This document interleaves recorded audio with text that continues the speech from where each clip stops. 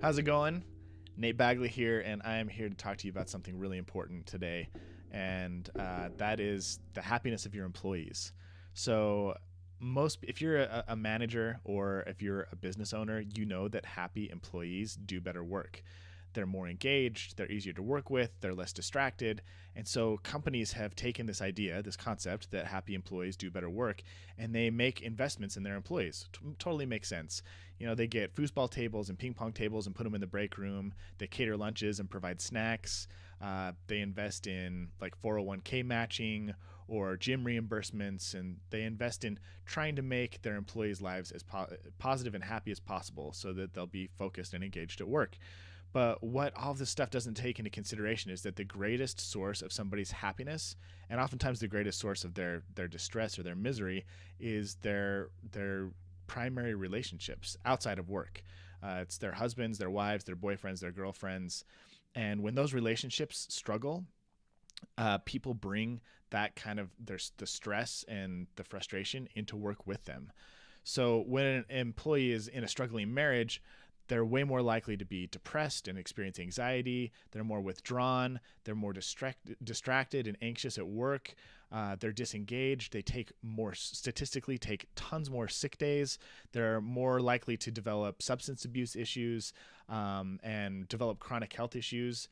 And this isn't like, it's not just the employee who's struggling in their relationship who bears the responsibility and the effects of these problems. Like, not only does it affect them, their lives in a deep way, but it also affects their team and the company.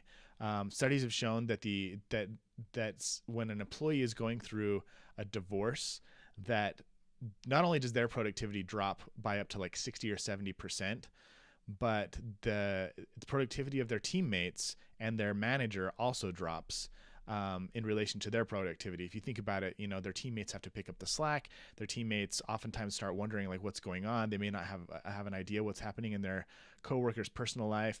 It can create some big cultural issues, and it can just take a really, really big toll on a team. And if you want to create an awesome company with an amazing company culture, with emotionally intelligent employees who know how to deal with conflict and take responsibility for their actions, who work together for the common good, the best thing that you can do is help them develop the skills to have amazing relationships at home. Because not only will they, if they have great relationships at home, if they have awesome marriages and awesome romantic relationships, not only will they be less likely to bring that type of stress and anxiety and frustration into work with them, but they're developing the kind of skills required to, like, those skills translate directly into the workforce. So the skills that you develop to have a great marriage or a great romantic relationship, open and honest communication, problem solving skills, teamwork, working together for a common good, being able to put your own interests aside to help somebody else with their struggles, that kind of stuff translates into creating a great company culture and being an amazing coworker. But most companies aren't investing in this kind of development in their employees. Really interesting statistic I read the other day is that, and you can read more about this in a link below, but it's estimated that when a mid-level employee making around $60,000 a year goes through a divorce, it costs the company upwards of $86,000.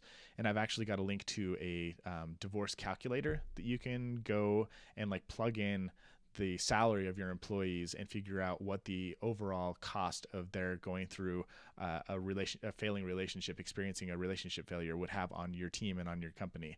Super interesting. So just wanted you to chew on that, maybe think about it, think how much money you might be losing because you're not investing in helping your employees develop these interpersonal skills. And if you want to talk more about what you can do to maybe start solving this problem, shoot me a message or click the link below and reach out to me, and I would love to talk to you about it. Have a great day.